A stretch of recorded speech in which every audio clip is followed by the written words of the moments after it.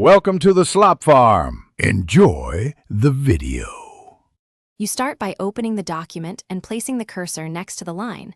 This identifies whether it's a border, shape, or paragraph rule.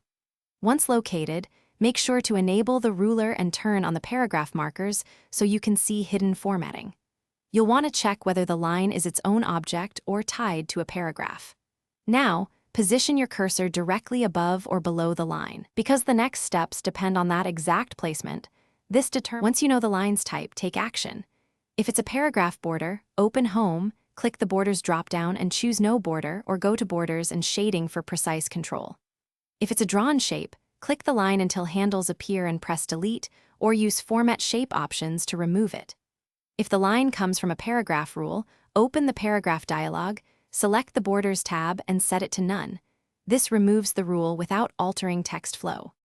Finalize by revealing non-printing characters to find leftover paragraph marks, empty paragraphs, or manual page breaks. Delete those to tidy spacing. Make sure to check header and footer and any nearby tables. Sometimes table borders or header separators look like lines. If the line persists, copy the text to Notepad, then paste back into a new Word document to strip formatting. This fixes embedded rules. If you still have trouble, save and restart Word.